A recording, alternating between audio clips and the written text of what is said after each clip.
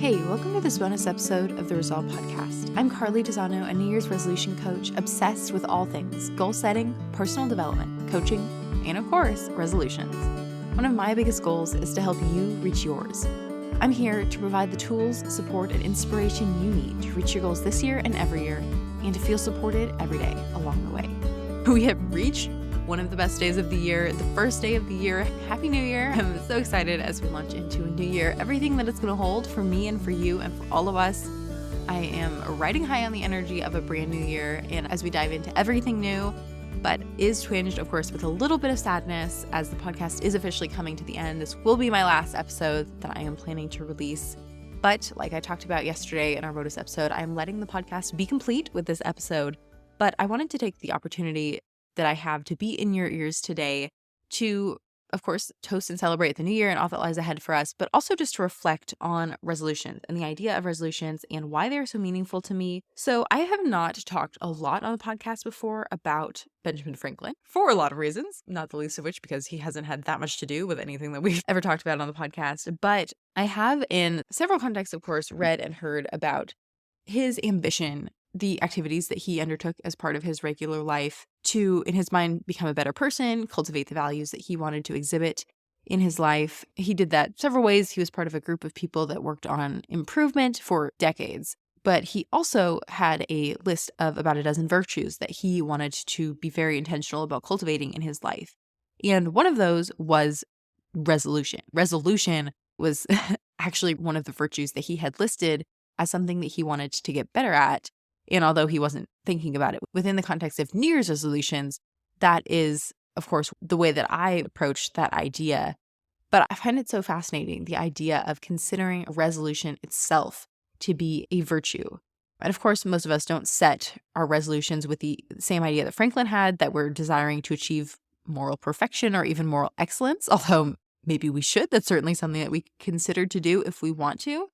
He defined resolutions as to resolve to perform what you ought, to perform without fail what you resolve. And to me, at least in my mind, that ties very strongly back to the ideas of self-confidence and self-trust, things that we have talked about very often on the podcast, that you believe you can do the things that you undertake and that you do the things that you say you're going to undertake. And actually, it's fascinating because this goal or this virtue was one that Benjamin Franklin found most difficult to undertake or to achieve in his life. And I think that's valid, and it's something that we see reinforced within the context of New Year's resolutions because so many people do fail to keep them. But I think that underlying that is the idea that resolution itself, whether we seek to just deepen or further that virtue within any area of our life, or we are particularly applying it within the context of resolutions, it is difficult because it is about self-confidence and self-trust and developing those things within ourselves.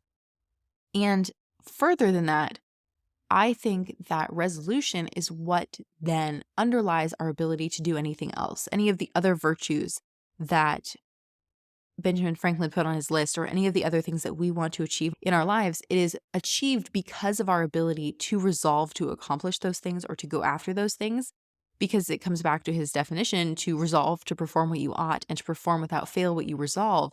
If we can cultivate an ability to, with resolve, do the things that we say that we're going to do, then there is absolutely nothing that can or is stopping us or holding us back from moving forward, from doing those things, and from finding success in those areas.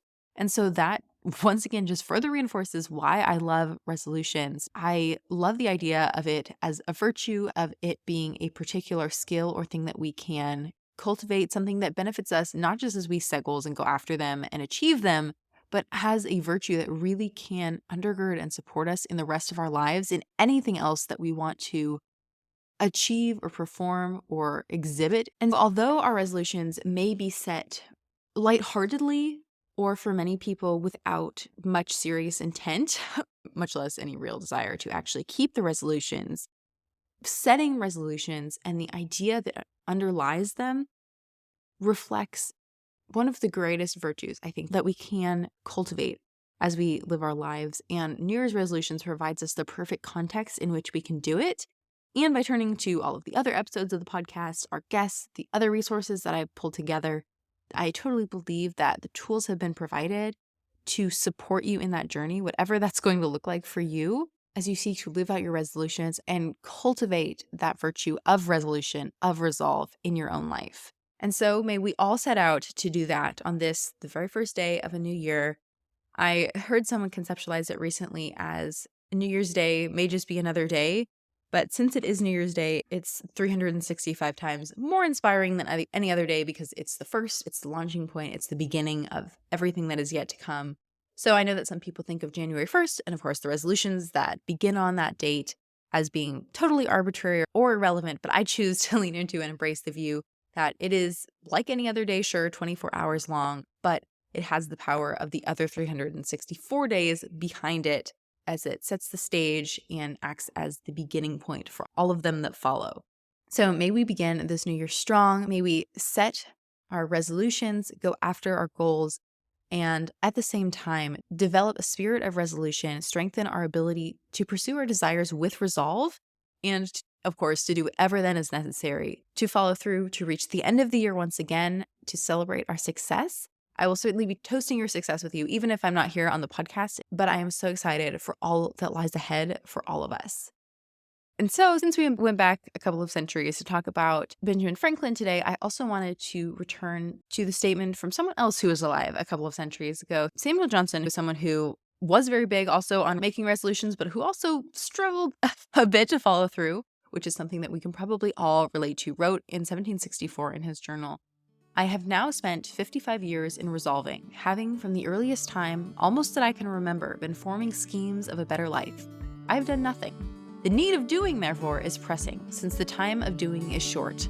O God, grant me the resolve aright and to keep my resolutions. It is my hope and my desire that we would all be granted the resolve that we need to keep our resolutions in this and every other year. And with that, thanks for tuning in to the Resolve Podcast. You can follow me on Instagram at Carly Desano. I would love to connect with you. Don't forget to rate and review. It really helps other people find the show. For the show notes or additional support in reaching your goals, check out carlydesano.com. Here's to all that lies ahead.